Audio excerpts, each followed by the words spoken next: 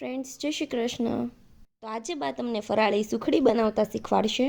તો આ ફરાળી સુખડી તમે ક્યારેય નહીં બનાવી હોય અને આ સુખડી તમે બધા જ વ્રતમાં ખાઈ શકો છો અને 10થી 12 દિવસ સુધી સારી રહે છે. તો અહીંયા આપણે એક જાડા તળિયાવાળી કઢાઈ લેવાની છે અને 1 કપ આપણે ઘી લેવાનું છે. તો કઢાઈમાં આપણે ઘી ઉમેરીશું અને થોડું એવું ઘી આપણે રહેવા દેવાનું છે અને જરૂર પડશે તો પછી ઉમેરીશું. અને ઘી મેલ્ટ થઈને પછી આપણે 2 કપ રાજગરાનો લોટ લેવાનો છે. તો અહીં આપણે આ રીતનું મેઝરમેન્ટ લેવાનું છે, 2 કપ રાજગરાનો લોટ અને 1 કપ ઘી. તો અહીંયા રાજગરાના લોટને કપથી માપ કરી લીધો છે અને 2 કપ જેટલો લીધો છે અને વજનથી ગણો તો 250 ગ્રામ જેટલો છે. અને આ રાજગરાનો લોટ તમને ગમે એ કરિયાણાની દુકાને મળી જશે. તો હવે આપણે લોટને ઘીમાં સારી રીતે શેકવાનો છે. તો જેમ આપણે સુખડી બનાવતા હોય એમ લોટને શેકીએ ને એ રીતે જ અહીંયા શેકવાનો છે. તો લોટ આપણો હજુ કોરો લાગે છે એટલે જે ઘી આપણે વધાર્યું છે તે બધું જ ઉમેરી દઈશું. તો આ ઘીનું માપ આપણે પરફેક્ટ થઈ ગયું છે અને હવે આપણે લોટને આ રીતે શેકતા રહીશું.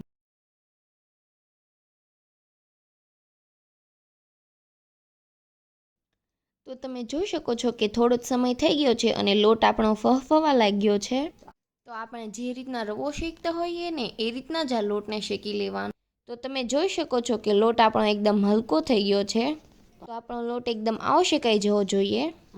અને હવે તેમાં આપણે 2 થી 3 ચમચી જેટલું દૂધ નાખવાનું છે અને 5 ચમચી નાખો ને તો પણ ચાલે, પણ વધારે નહીં નાખવાનું, નકર પછી સુખડીની જગ્યાએ શેરો બની જશે. તમે જોઈ શકો છો કે લોટ આપણો ફરીથી કઠણ થઈ ગયો છે. દૂધ નાખવાથી આપણા લોટમાં એકદમ સરસ કણી પડે છે. અને તમારે દૂધની જગ્યાએ મિલ્ક પાવડરનો યુઝ કરવો હોય તો અડધા કપ જેટલો મિલ્ક પાવડર ઉમેરી દેવો. તો દૂધ નાખ્યા પછી હવે તેમાં આપણે ગોળ ઉમેરવાનો છે. તો અહીંયા આપણે 1 કપ ગોળ લીધો છે અને ગોળને આ રીતે વાતરીને જ લેવો એટલે ફટાફટ ઓગળી જાય. અને હવે આપણે ગેસની ફ્લેમ બંધ કરી દેવાની છે અને ગોળને સારી રીતે મિક્સ કરી લેવાનો છે. તો બધું જ સરસ મિક્સ થઈ ગયું છે.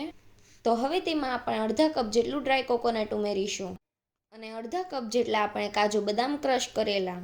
તો આ રીતના બંને ઉમેરીને મિક્સ કરી લેવાનું. તો આપણે સુખડીમાં ડ્રાય કોકોનટ અને ડ્રાય ફ્રૂટ્સ ઉમેર્યા ને તેનાથી સુખડીનો ટેસ્ટ એકદમ સરસ આવે છે. તેને આપણે ઘીથી ગ્રીસ કરેલી ચોકીમાં લઈ લેવાનું છે અને તમારી પાસે આ રીતની ચોકી ન હોય તો તમે થાળીમાં પણ લઈ શકો છો. તેને સારી રીતે ચોકીમાં સેટ કરી લેવાનું છે અને એક બાઉલ લઈ તેને સરખી રીતે સેટ કરી લેવું. અને ગાર્નિશ માટે થોડા કાજુ બદામ અને પિસ્તા ભભરાવી દેવાના છે. અને તમારે ન ઉમેરવા હોય તો પણ ચાલે. અને તે થોડી વાર ઠંડુ થઈ જાય પછી તેને કટ કરી લેવાનું છે. તો અહીં આપણે તેને કટ કરીને નાની નાની બરફીના શેપ આપી દીધા છે.